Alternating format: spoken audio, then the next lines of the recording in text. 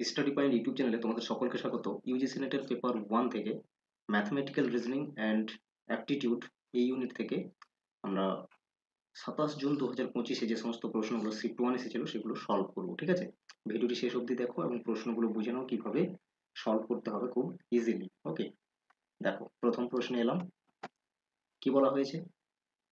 If in a certain code language dream is coded as 71692, child is coded as, এই নাম্বারটি দিয়ে যদি child ওয়ার্ডটিকে code করা হয়, ড্রিম ওয়ার্ডকে যদি এই নাম্বার দিয়ে কোড করা হয়, তাহলে তোমাকে বলতে হবে লিডার এই ওয়ার্ডকে সেম কোড ল্যাঙ্গুয়েজ ইউজ করে কোন কোডটি দিতে পারবে। ঠিক আছে, তো দেখো, যদি মনে রাখবে এরকম 2 থেকে 3টে ওয়ার্ড দেওয়া থাকে এবং তার কোড এজ এ নাম্বার হিসাবে দেওয়া থাকে, তো প্রথম কাজ হচ্ছে সেই নাম্বারগুলোকে প্রত্যেকটি লেটারের তলায় এইভাবে লিখে নেবে। ঠিক আছে, যেমন ড্রিমের এটা কোড ছিল, আর চাইল্ড এর কোড ছিল 85437, এবং যে ওয়ার্ডটির কোড বের করতে বলবে, ঠিক আছে, যেমন এর কোড বের করতে বলা হয়েছে, যেমন এর কোড বের করতে বলা হয়েছে লেটার।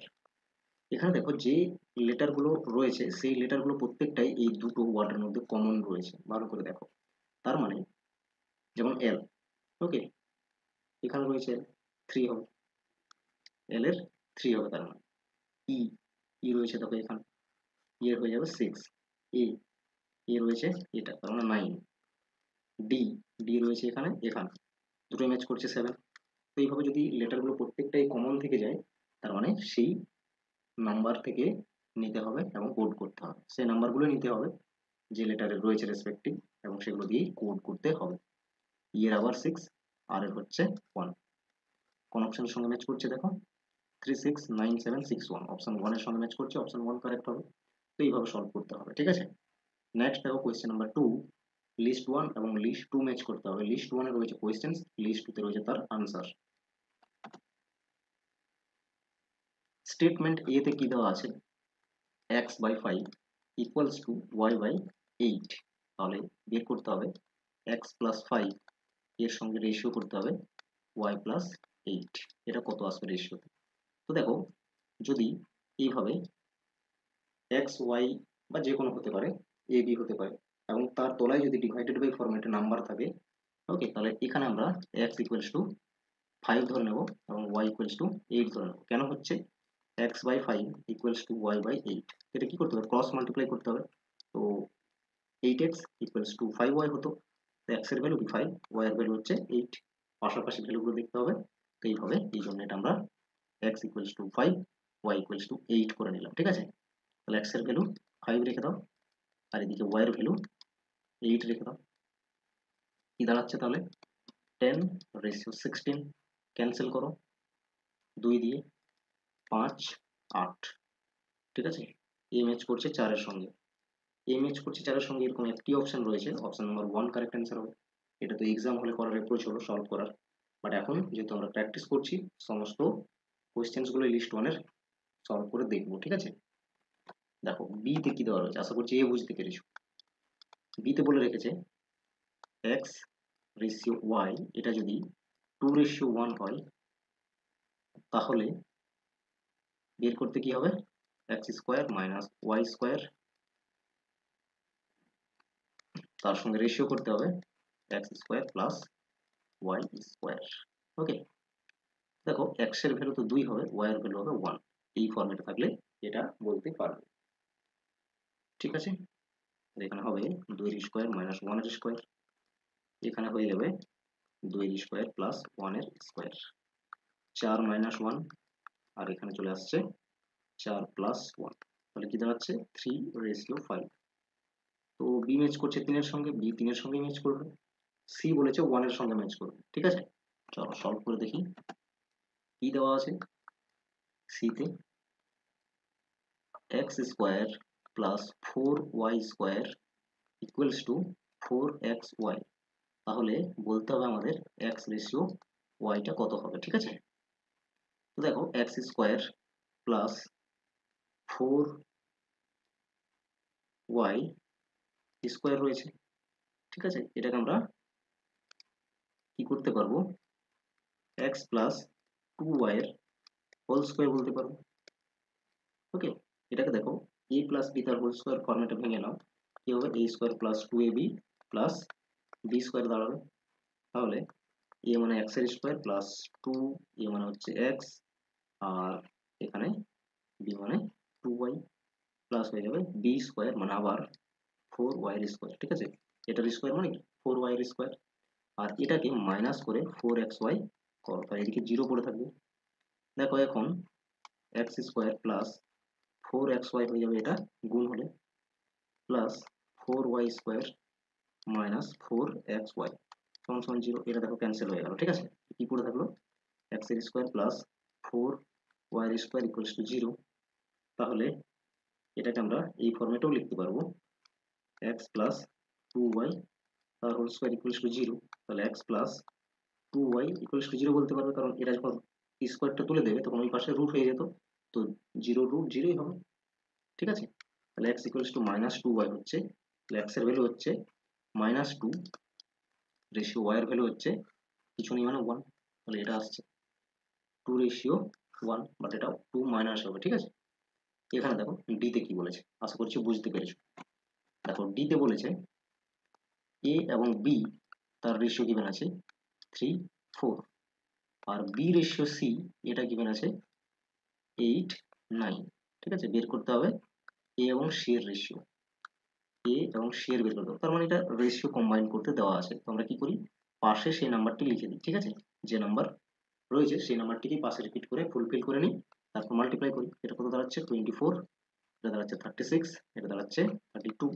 আমাদের রেশিও নিতে হবে এ এবং সি এর, তো এর ভ্যালু রয়েছে 24 আর সি এর রয়েছে 36। এরপর ক্যান্সেল করে নাও, 6 দিয়ে ক্যান্সেল করো, 6 4 বারে 6, 6 বারে 36, আরো 2 বারে হচ্ছে 2:3, ডি ম্যাচ করছে 2 এর সঙ্গে। ওকে, আশা করছি বোঝা গেছে। এভাবে যদি ইউনিট ওয়াইজ কোয়েশ্চেন সলভ করতে চাও তাহলে এই কোয়েশ্চেন ব্যাংকটি নিতে পারো। এটি হচ্ছে ভলিউম 9 এবং এটিতে লাস্ট যে এক্সাম হয়েছে জুন 2025-এ তার সমস্ত সিট কভার করা রয়েছে এবং ইউনিট ওয়াইজ শর্ট আউট করে দেওয়া রয়েছে, plus date and shift wise রয়েছে। তাহলে বুঝতে পারবে কোন শিফটে কতগুলো প্রশ্ন আসছে এবং এইভাবে অ্যানালাইজ করে পড়তে সুবিধা হবে এবং ট্রেন্ড বুঝতে পারবে তাহলে। ঠিক আছে, এবং বাকি সমস্ত ভলিউম রয়েছে এখানে দেওয়া, যদি নিতে চাও তাহলে এই হোয়াটসঅ্যাপ নাম্বারে ইমিডিয়েট কন্ট্যাক্ট করো। নেক্সট দেখো কোয়েশ্চেন নাম্বার 3, স্টেটমেন্ট বেসড প্রশ্ন রয়েছে। এখানে আমাদের ট্রু স্টেটমেন্ট ফাইন্ড করতে হবে। স্টেটমেন্ট এ তে দেওয়া আছে if an athlete runs 200 metres in 24 seconds then his speed is 30 kilometres per hour. তো দেখো স্পিড দেওয়া আছে 200 মিটার 24 সেকেন্ডসে যাচ্ছে। ঠিক আছে, এটা মিটার সেকেন্ডে হলো।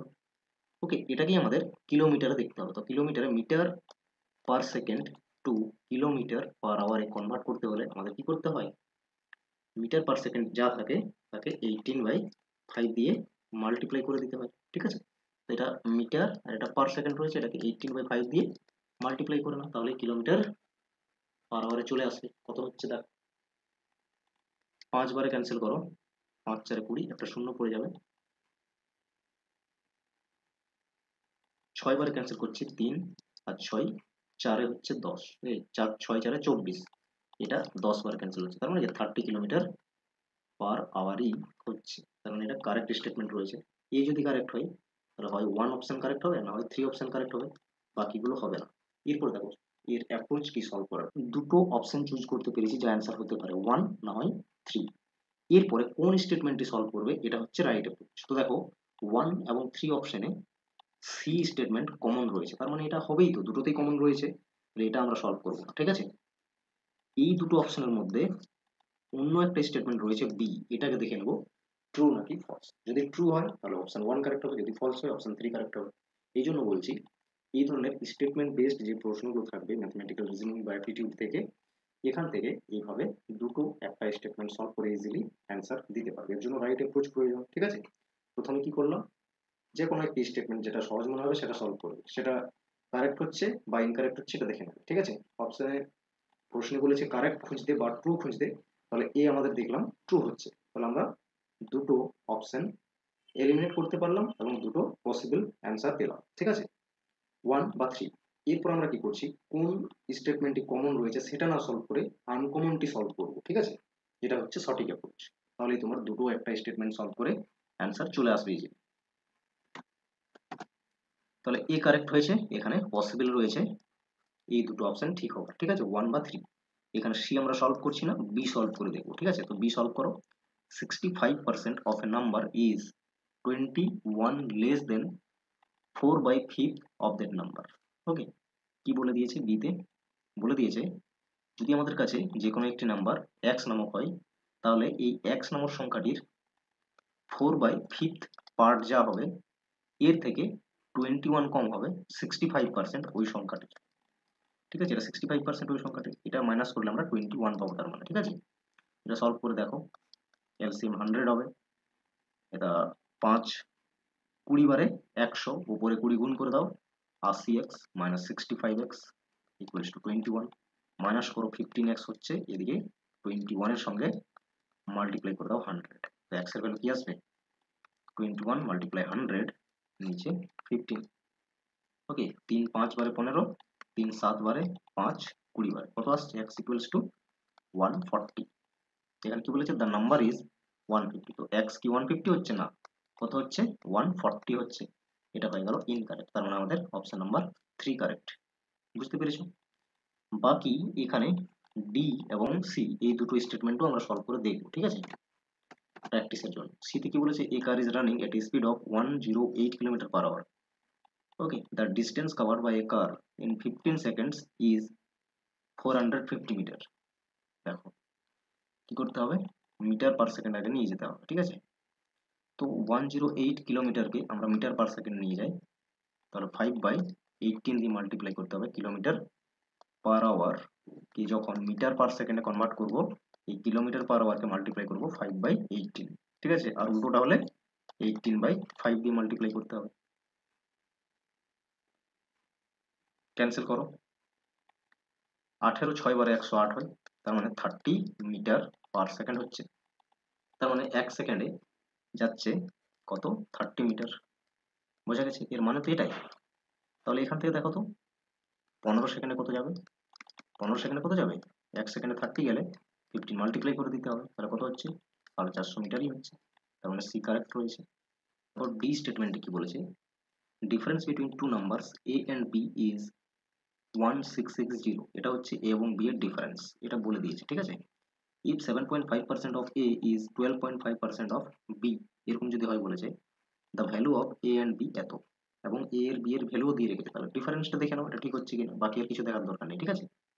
এ রয়েছে 4150 আর বি রয়েছে, কত?